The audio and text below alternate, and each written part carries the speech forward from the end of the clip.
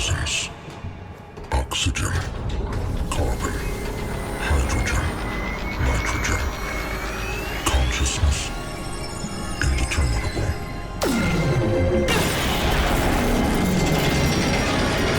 Deeper into its essence. Fear, confusion, curiosity, fear, purpose.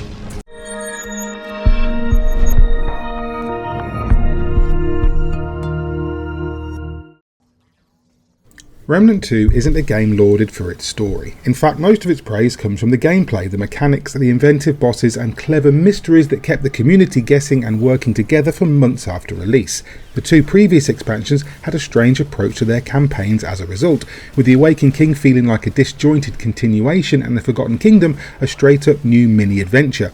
In Remnant 2, The Dark Horizon, developer Gunfire Games has aimed for a middle ground between the two, but largely due to Nehru's lore and history, struggles to stick the landing in terms of story. The one thing Nehru lacks that the other worlds have is a clear villain character. The imposters in Loathsome tied in perfectly with the Awakened King, while in Yesha, the stone goddess Ladusa feels like another eldritch foe akin to the Ravager. In The Dark Horizon, the overarching villain is the huge AI entity that controls Alepsis Tora, but even after finishing the campaign I couldn't work out why it needed stopping or what the consequences would be either way.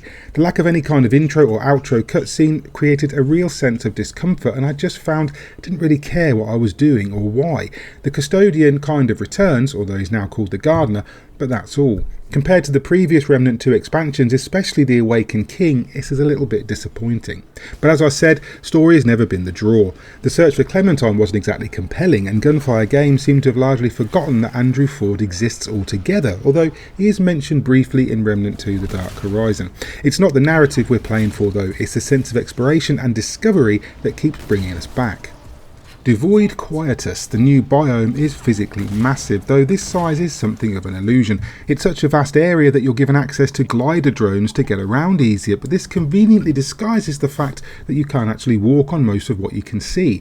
The bottom area is covered in lakes of bubbling oil that instantly kill you, so you'll be hopping from landmass to landmass to move around. The overworld is pretty enough though, replacing barren deserts with fields of alien crops, overseen by huge spider-like harvesters and sentry drones. The new enemies are all great, particularly the floating robots that stomp through the air at you with movement reminiscent of the Nightweaver. New dungeons abound, with some fairly inventive ideas that we haven't seen in the game so far. One sees you climb to the top of a huge tower using rising platforms, battling waves of enemies on each level. Another requires you to jump across railway platforms while avoiding speeding trains. There's even a stealth-based injectable in one of them where you'll need to avoid patrolling robots to snag a new ring. New boss fights are thin on the ground though, the highlight being the final boss itself, but there are plenty of aberrations to drop new mutators for your weapons. As with previous installments, there are many secrets hidden around the new area. I managed to find the new archetype and its armour and melee weapon in my first one-shot, but never found the ranged repair tool, and I still don't know where that is. Altogether, there are around 45 new rings and amulets to find, at least 2 new trait cards and a few more weapons, so plenty to dig into. Also, as before, you can't solve everything in just one playthrough of the area. All in all, I spent almost 10 hours digging around in just the first one-shot, which is pretty good value time-wise, especially as I'll go back many more times in the future. If you're coming at this with endgame builds though, play at least on Veteran. I chose Veteran and a lot of it was simply too easy to smash through with my tasty Ritualist Invoker build. The new archetype though is a doozy. The Warden is simply superb, bringing passive perks that boost damage and defense, can buff allies and strengthen things like the Engineer's turret. Its primary skill set revolves around the drone, which comes in 3 types: shield, heal and combat.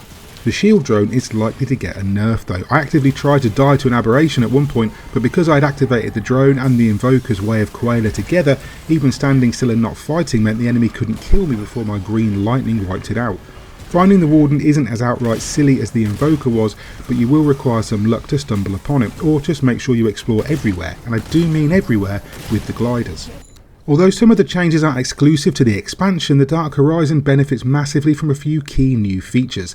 The Prism system overhauls the previous Relic Fragment system and gives you constant stat boosts as you level up, like the Paragon system in Diablo. Once you've slotted 3 fragments into your Prism, you'll be able to select one of 3 buffs each time you level up until you've slotted a total of 8. After that, you can level up those 5 added stats 10 times until you hit level 50 and unlock an elite buff. You can eventually get 7 prisms which can be swapped out to boost specific loadouts, giving even more build diversity and allowing you to tackle tougher difficulties and of course the boss rush mode. To make the endgame prism grind worth it, Gunfire Games have added boss rush mode, a randomised gauntlet of 3, 7 or 19 boss fights interspersed with compact overworld skirmishes against standard enemies and aberrations. Between each round you can earn up to 2 roguelike buffs to take with you through to the end. You're rewarded based on time, difficulty and overall performance, and can receive anything from corrupted shards and fragments to world drop rings and amulets not currently in your collection. You'll also receive boss materials if there are any you're missing. While Boss Rush isn't strictly a part of the Dark Horizon expansion, it ties in well with the new quality of life changes throughout. Remnant 2 The Dark Horizon is a solid final offering for the 3 promised expansions, even if it fails to capture the magic of the Awakened King.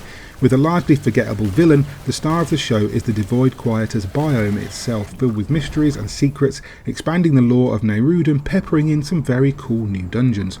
With the other expansions, Boss Rush and the base game, it rounds off a huge, varied and wonderfully inventive experience that genuinely makes me excited for the possible future of the franchise, whether in this game or a potential follow-up. Story-wise, The Dark Horizon is arguably the weakest of the 3 expansions, but taking into account the Warden and the multiple quality of life improvements, it's still absolutely worth your time, and for that reason I'm going to score it an 8.5 out of 10.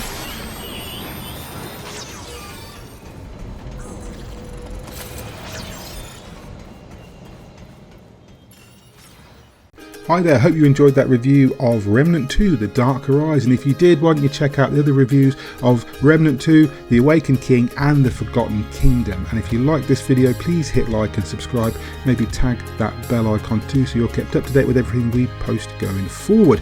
And if you want to support us via Patreon, you can do that at patreon.com/GodIsAGeek. In the meantime, I've been Mick Fraser and you guys have been lovely. Bye!